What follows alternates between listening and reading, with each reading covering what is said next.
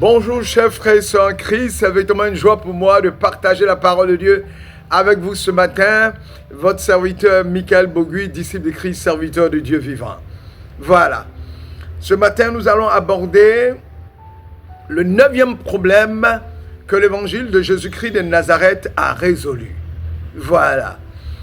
Effectivement, et nous prions le Seigneur. Notre Père, notre Dieu, nous bénissons ton nom, nous t'élevons. Nous proclamons toi, nous célébrons ta victoire, nous invoquons la puissance de ton règne, Père. Et viens prendre le contrôle de tout, viens diriger tout pour ta gloire dans le nom puissant de Jésus. Alléluia. Amen. Voilà. Et nous allons prendre la parole de Dieu. Que l'Éternel vous bénisse en vos grands rangs et qualités. Que la grâce de Dieu se manifeste dans vos vies. Si vous traversez des moments difficiles, que l'Éternel vous fortifie et que sa compassion soit votre partage dans le nom de Jésus. Votre serviteur Michael Bogui. Voilà. Le 9e problème de l'évangile que Jésus-Christ a résolu on peut le trouver dans 1 Corinthiens chapitre 12, verset 1 à 14. Voilà. Et je lis 1 Corinthiens chapitre 12, verset 1 à 14. Pour ce qui concerne les dons spirituels, je ne veux pas, frère, que vous soyez dans l'ignorance. Vous savez que lorsque vous étiez païen, vous vous laissez entraîner vers les idoles, muettes, selon que vous étiez conduit. C'est pourquoi je vous déclare que nul, s'il parle par l'Esprit de Dieu, ne dit Jésus est anathème. Et que nul ne peut dire Jésus est le Seigneur si ce n'est par le Saint-Esprit. Il y a diversité de dons, mais le même Esprit. Diversité de ministères, mais le même Seigneur. Diversité d'opérations, mais le même Dieu qui opère en tout, qui opère tout en tout. Or, à chacun la manifestation de l'Esprit est donnée pour l'utilité commune. En effet, à l'un donné par l'Esprit une parole de sagesse, à un autre une parole de connaissance, selon le même Esprit, à un autre la foi, par le même Esprit, à un autre le don des guérisons, par le même Esprit, à un autre le don d'opérer des miracles, à un autre la diversité, à un autre le discernement de l'Esprit, à un autre la diversité des langues, à un autre l'interprétation des langues, un seul et même Esprit opère toutes ces choses. Je veux que vous retenez ça. Un seul et même Esprit opère toutes ces choses, les distribue à chacun en particulier comme il le veut. Car comme le corps est un et a plusieurs membres, comme les membres du corps, malgré leur nombre, ne forment qu'un seul corps, ainsi en est-il de Christ. Nous avons tous en effet été baptisés dans un seul esprit pour former un seul corps, soit juif, grec, soit esclave, soit libre. Et nous avons tous été abreuvés d'un seul esprit. Ainsi le corps n'est pas un seul membre, mais il est formé de plusieurs membres. Voilà ce que l'évangile de Jésus-Christ de Nazareth a résolu. L'évangile de Jésus-Christ de Nazareth a résolu le paramètre que Dieu, il est unicité. Le Père, le Fils et le Saint-Esprit sont unicité. Et que c'est ce seul esprit-là qui opère dans les êtres humains. Contrairement à Satan qui a plusieurs démons et qui a plusieurs manifestations. Dieu, il est un unique esprit qui opère en donnant des diversités de dons aux êtres humains. Mais Satan, il n'est pas unicité, il est division. Plusieurs démons qui ont des manifestations différentes. Mais Dieu, il est unicité. Et certains Corinthiens donnaient la priorité à des dons de moindre valeur et n'utilisaient pas leurs dons pour édifier le corps du Christ dans l'amour. Paul va les enseigner sur les dons de l'esprit. Il va comparer l'église à un corps physique et il a expliqué que tout comme le corps a besoin de chacun de ses membres pour fonctionner correctement, de même chaque membre de l'église peut utiliser les dons spirituels que Dieu lui a donnés à travers son Saint-Esprit pour apporter la contribution et fortifier l'église en un mot, édifier l'église, c'est-à-dire le corps du Christ. Voilà ce que la solution que l'Éternel des armées a trouvée. Il va dire que le Saint-Esprit est présent dans une assemblée qui marche dans les voies du Seigneur. Si vous êtes dans une église où le Saint-Esprit n'est pas mentionné, vous êtes dans une église morte. Je le dis clairement. Et en Côte d'Ivoire, il y a des églises mortes. La présence des dons spirituels crée l'unité dans l'église et non la division. On peut le voir dans 1 Corinthiens chapitre 12, verset 7. Et le chrétien est responsable de l'utilisation des dons spirituels, c'est les dons que le Saint-Esprit lui donne. Et c'est de ces manifestations spirituelles que l'apôtre traite dans le chapitre 12. L'apôtre montre les critères qui permettent de reconnaître l'Esprit de Dieu en action dans la vie des enfants de Dieu. Parce que comme aujourd'hui, il y a aussi des mauvais esprits qui cherchent à se glisser au milieu des enfants de Dieu, à parler en langue ou à agir en se présentant comme étant l'Esprit de Dieu. Ainsi à tout confondre et à détourner les enfants de Dieu des voies du Seigneur. Pierre pouvait dire, il y a eu de faux prophètes parmi les peuples, comme aussi il y aura parmi vous de faux docteurs. 2 Pierre 2, 1. Et l'ennemi ne cesse d'agir. Ainsi la défense de se marier était par exemple des enseignements démoniaques que les gens préconisaient. Comme dit l'apôtre à Timothée 1, Timothée chapitre 4 verset 3.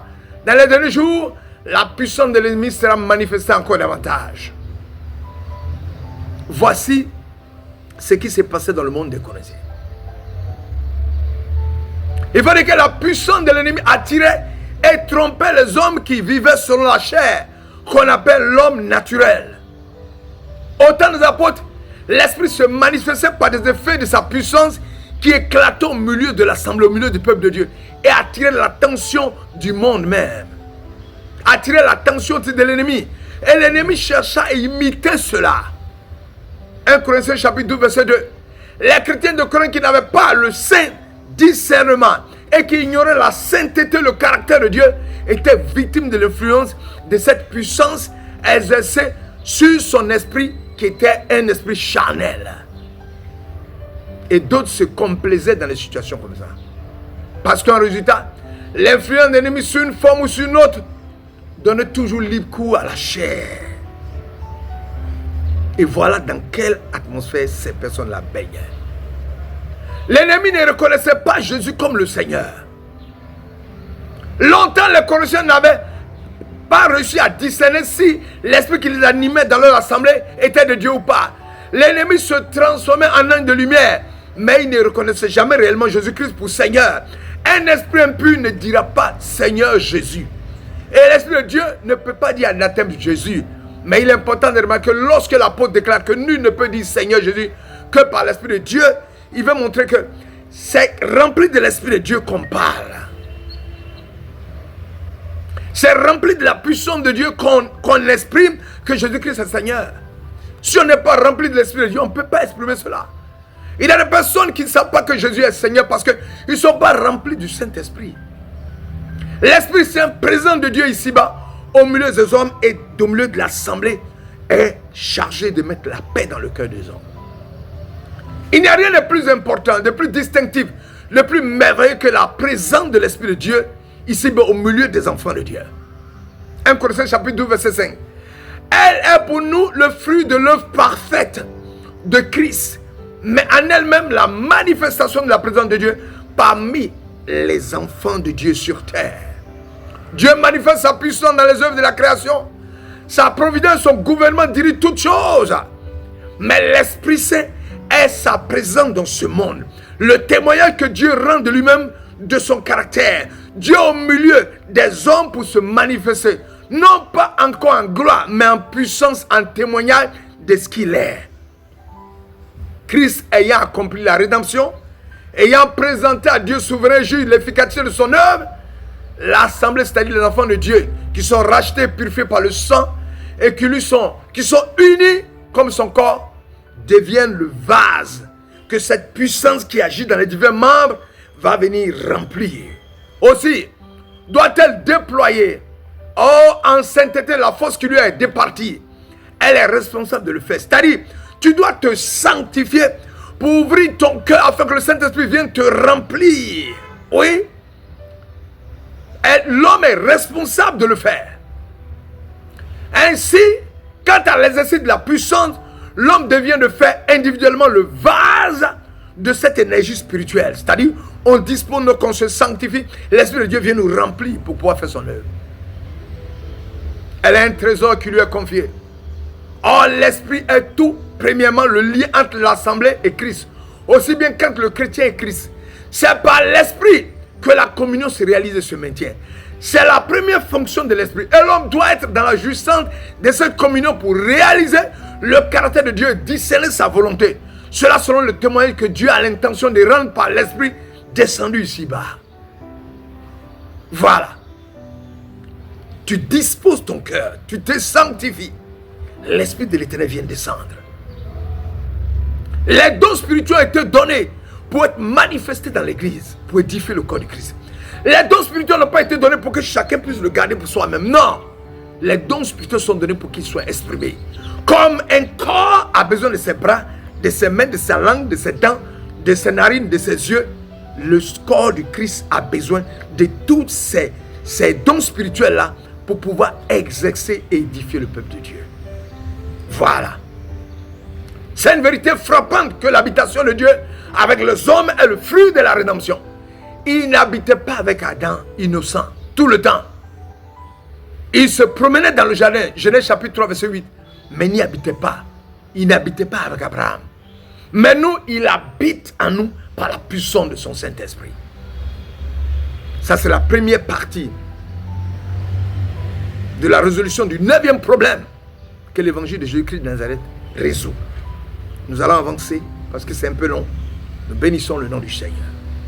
Donc, retiens une chose, le corps du Christ est représenté sous forme de membres. Ces membres-là sont comme un corps physique qui a besoin de sa tête, de son ventre, de ses reins, de son foie, de ses bras. Voilà, pour fonctionner. Et Paul va comparer l'église à un corps physique. Et il va expliquer que tout comme le corps a besoin de chacun de ses membres pour fonctionner correctement, de même chaque membre de l'église qui est un être humain rempli du Saint-Esprit, d'un don spirituel, doit l'exercer pour que chacun exerce les différents dons spirituels afin que l'église soit édifiée. Il n'y a pas d'église qui est vivante sans les dons spirituels. Si vous êtes une église où on ne parle pas du Saint-Esprit, on ne prend pas le pain et le vin, vous êtes une église morte. Que l'Éternel vous bénisse et que sa grâce se manifeste. Voici une partie de la solution que l'évangile a résolue.